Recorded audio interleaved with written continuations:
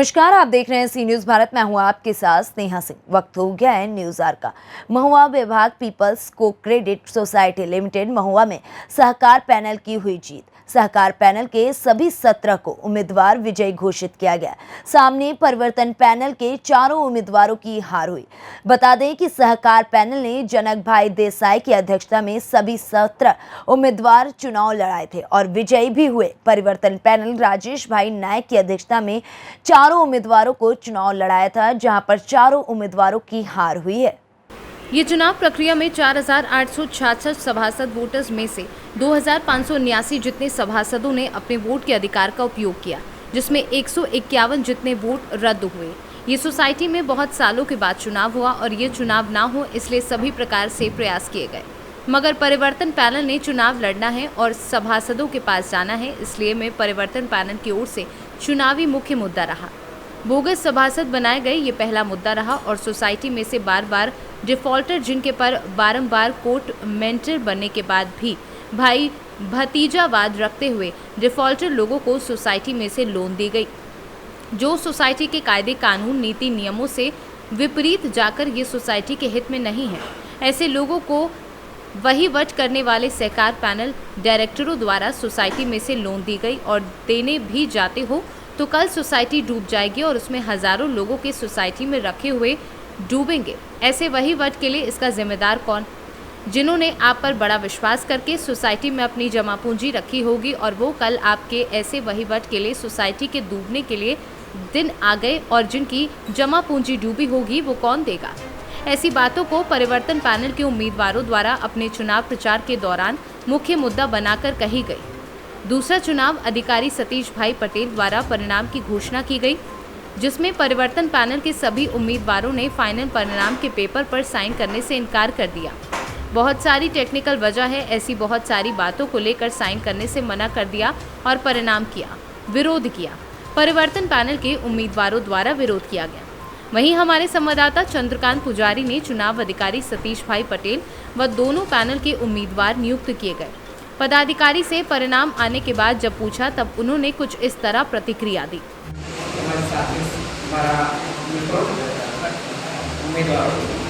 चूंटनी ने लगती कामगिरी की बात करो तो आयोजक तरफ से चूंटनी अधिकारी तरफ की सारी व्यवस्था थोड़ी घनी तकलीफ रही હતી। साधारण तो नॉर्मली कहेवाय એને દરરોજ કરી શકાય અને બીજી જે વિધાનસભા તાલુકા પંચાયત જિલ્લા પંચાયતની જે ચૂંટણી આવે છે એની કરતાં એની કામગીરી ઘણી ઇઝી હોય છે। ફોર્મ ને કાગળિયા કામ પણ ઘણા ઓછા હોય છે। વ્યવસ્થા સાચવવાના અમે પૂરેપૂરા પ્રયત્ન કર્યા છે અને એવું લાગવા નથી દીધું કે અમે એક અધિકારી તરીકે એક ભાઈચારાની દ્રષ્ટિએ અમે સેવા આપી હતી અને અમારી સાથે સહકાર આપ્યો।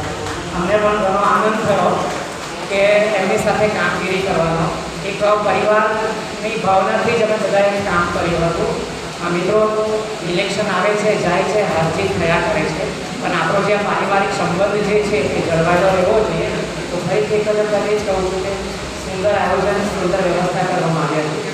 તો આ તબક્કે ચૂંટણી અધિકારી શ્રી આ કામગીરીમાં રોકાયેલા તમામ સ્ટાફ મહુવા વિભાગ પીપલ્સ બેંક તમામનો હું આભાર માનું છું। श्री अमृतभाई हरिभाई चौहान 2044 मत મળેલા છે। અરવિંદભાઈ પરસોત્તમભાઈ પટેલ 2056 મત મળેલા છે। અલકાબેન શૈલેષકુમાર હાસોડી 2053 મત મળેલા છે। અક્ષય ગમનભાઈ પટેલ 2037 મત મળેલા છે। કુણાલકુમાર નરવણભાઈ પટેલ 2035 મત મળેલા છે। ગમનલાલ છગનલાલ ડિમ્બર 2053 મત મળ્યા છે। દિલીપ કુમાર સંતોષલાલ શાહ 2079 મત મળ્યા છે। જનકરાય અશ્વિનરાય દેસાઈ 2153 મત મળ્યા છે। જનિતા દિનેશ કુમાર નાયક 2047 મત મળ્યા છે। પૂનમચંદ ભગાભાઈ ભટ્ટ 395 મત મળ્યા છે। કોરસ જેની મોગલ 2077 મત મળ્યા છે। प्रशांत कुमार सुरेशचंद्र देसाई 1977 मत મળ્યા છે। બળદેવભાઈ રતિલાલ સુજલ 479 મત મળ્યા છે। બળવંતભાઈ નાગુભાઈ સુજલ 1963 મત મળ્યા છે। ભગુભાઈ પરસોત્તમભાઈ જોશી 447 મત મળ્યા છે। ભરતભાઈ રમણભાઈ પટેલ 1987 મત મળ્યા છે. ભીખુભાઈ જીવણભાઈ પટેલ 1993 મત મળ્યા છે. રાજેશ કુમાર ઉમેશભાઈ નાયક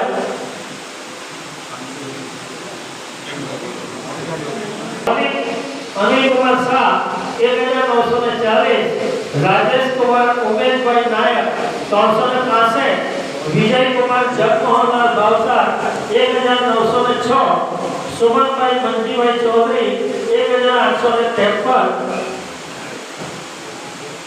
આથી હું જાહેર કરું છું કે સર્વશ્રી અમૃતભાઈ હરિભાઈ ચૌહાણ, અરવિંદભાઈ પરસોત્તમભાઈ પટેલ, અલકાબેન શૈલેષકુમાર હાંસોટી, અક્ષયભાઈ ગમનભાઈ પટેલ, કુમાર ભરવતભાઈ પટેલ, ગમનલાલ છગનલાલ ધીવાર, દિલીપકુમાર સન્મુખલાલ શાહ, જનકરાય રશ્મિન્દ્રરાય દેસાઈ, જનિતા નિમેશકુમાર નાયક, પોરસ જેની મોગલ, પ્રશાંત કુમાર સુરેશચંદ્ર દેસાઈ, બળવંતભાઈ નાથુભાઈ સુચર, ભરતભાઈ રામભાઈ પટેલ, ભીખુભાઈ જયભાઈ પટેલ, મૌલિક અનિલ કુમાર શાહ, વિજયકુમાર જગમોહનલાલ ભાવસાર, સુમનભાઈ મંજીભાઈ ચૌધરીને વિધિસર રીતે ચૂંટવામાં આવ્યા છે.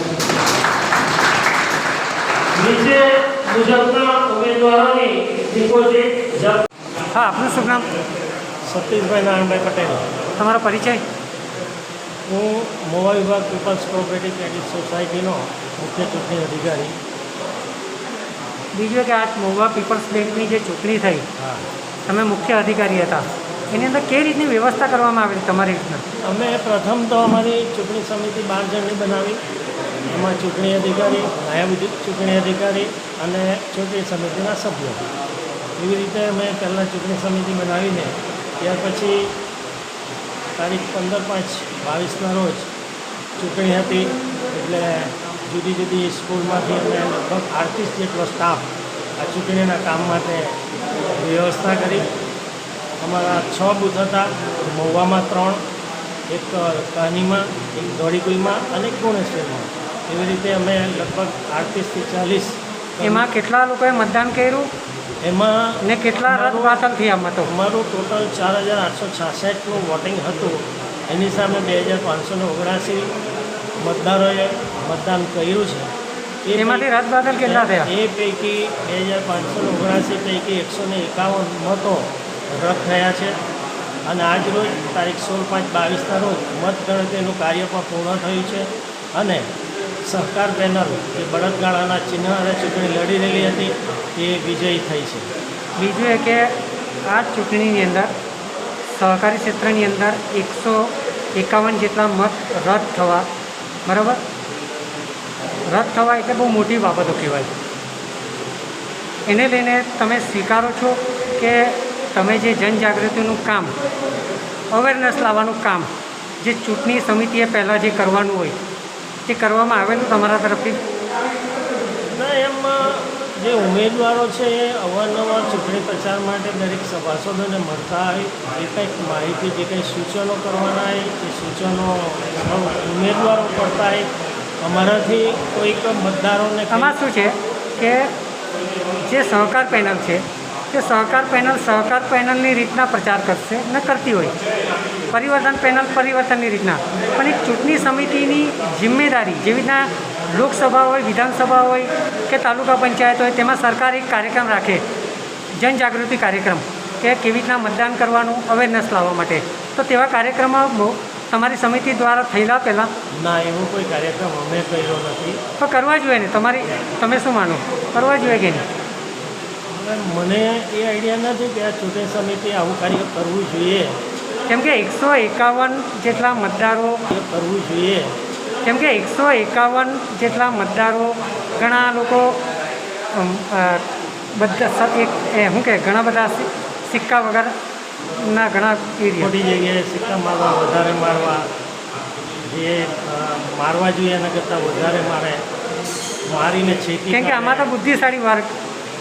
ના, એવું નથી કે બુદ્ધિશાળી વર્ગ હોય. આમાં એક સામાન્ય ખેતમજૂર પણ આનો સભાસદ હોય અને એને એ નોલેજ નહીં હોય કે મારે કેટલા. પણ આવનારા દિવસમાં હજુ ચૂંટણીમાં આટલા મતદારો ખોટા ના પડે, સારી રીતના મતદાન કરે, અવેરનેસ આવે, તેના માટેને તમે શું એ કરશો? ના, અમે એના માટે પ્રયત્ન કરીશું. હવે પછીના 5 વર્ષ પછી આની ચૂંટણી આવવાની છે, તો એના માટે અમે મતદારોને જાગૃતતા માટે ચૂંટણી ડિક્લેર થાય તે પહેલાં દરેક મતદારોને મળીને આ જાગૃતિ લાવવા માટેનો પ્રયત્ન કરીશું. ટેકનોલોજીનો કેટલો ઉપયોગ કરશો? કેમ કે અત્યારે હાઈટેક જમાનો બની ગયેલો છે, તો આવનારા દિવસમાં ટેકનોલોજીનો કેટલો ઉપયોગ કરશો જેથી સભાસદોની અંદર અવેરનેસ આવે ને સભાસદો જાગૃત બનીને મતદાન કરે અને કરાવડાવે?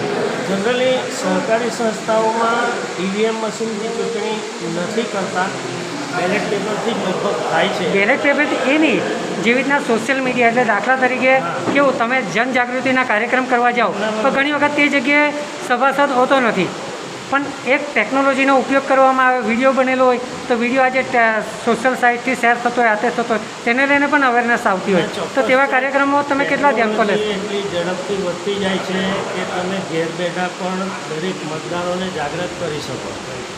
અને આજે વોટ્સઅપના માધ્યમથી કે ઇન્સ્ટાગ્રામના માધ્યમથી પણ આજે તમે વોટર્સનો સંપર્ક કરીને જે કંઈ માહિતી, જે કંઈ સૂચનાઓ એને આપવાની છે એ સૂચનાઓ આપણે આપી શકીએ. પણ હવે પછી એની તરફ આપણે જવું પડશે ભૂતકાળ ભવિષ્યની અંદર, મને એવું લાગે છે. ધન્યવાદ. સૌપ્રથમ તો લોકોએ જે ચુકાદો આપ્યો એ અમારા શિરોમણના લોકશાહીમાં લોકોનો ચુકાદો હોય એ જ મહત્વનો હોય છે.